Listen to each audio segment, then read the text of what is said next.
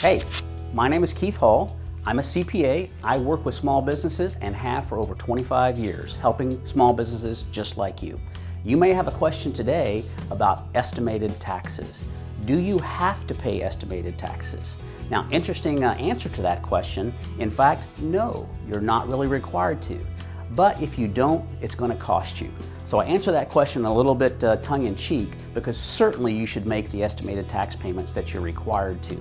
The key point is the IRS has a pay-as-you-go system for taxes. Now most people, employee types, have somebody to take care of that for them. Their company withholds tax out of their paycheck and sends it to the IRS on their behalf. But small business owners, those like us, don't have anybody to do that. So we have to keep up with the pay-as-you-go system by making estimated tax payments. Now those payments are due 4 times a year: April 15th, June 15th, September 15th, and January 15th. Basically 4 equal payments. Now the real question about estimated taxes is how much should your estimated tax payment be? And that's really the difficult part.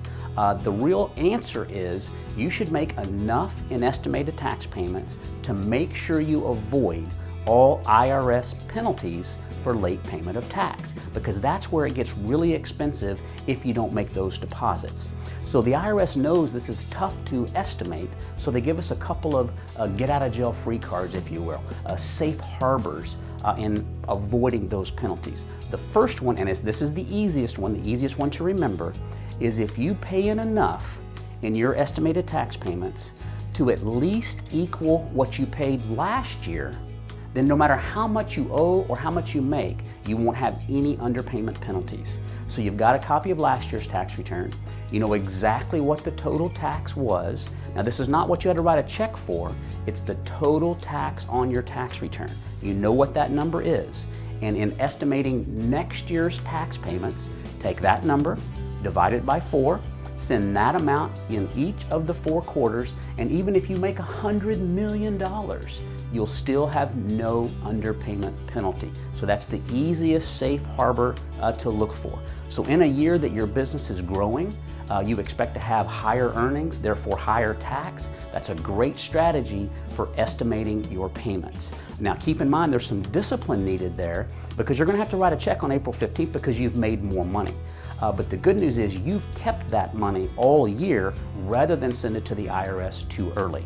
Okay, now the second get-out-of-jail-free card that the IRS gives us is if you pay in at least 90% of what you end up owing, then you'll have no penalty or interest. And that's kind of like they recognize it's an estimate, so as long as you get close, it's okay. So if you end up paying within 90%, now that's a little more difficult because you don't know what that number is going to be yet.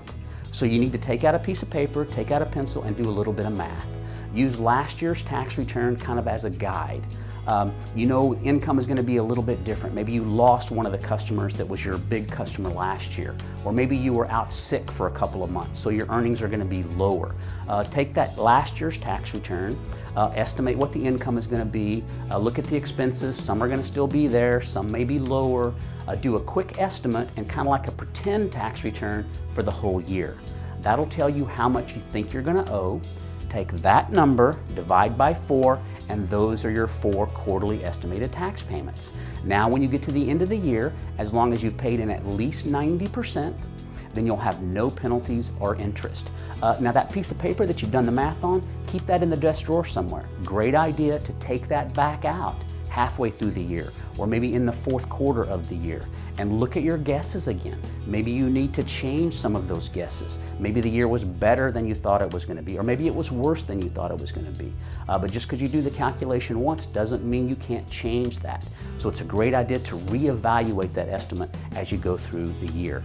Now there's one other kind of a safe harbor that the IRS gives us, and that is if you end up owing less than $1,000 at the end of the year, then there'll be no underpayment penalty as well. So that's also another one of those kind of get close. Now you may also be asking, how do I make the estimated tax payments? Well, as you might guess, the IRS has a form for that. The form is IRS Form 1040-ES, relatively easy to calculate or to fill out. You basically have your name, address, your Social Security number, your spouse's Social Security number if you file a joint return, You put the numbers over to the right on the form right there. In the instructions to the Form 1040-ES, depending on where you live, it'll tell you exactly where to mail the form along with your check, and you'll be in great stead with the IRS on your estimated tax payments. So remember again, not really required. Nobody's going to call you and remind you. You're not going to get an email from the IRS telling you to send them a check. But you need to remember to make those payments, because if you don't, it works out being a relatively expensive loan from the last person you want to borrow money from, which is the IRS. So hopefully that helps you with your estimated tax payments. Keep up with those, and when it's time to file your tax return on April 15th, you'll be much happier that you did. Thanks for watching. Don't forget to check out the links above and the links below for more detail. Also, make sure to rate, comment, and subscribe. If there's something else you would like to see, just let us know. Email us at request@mahalodotcom.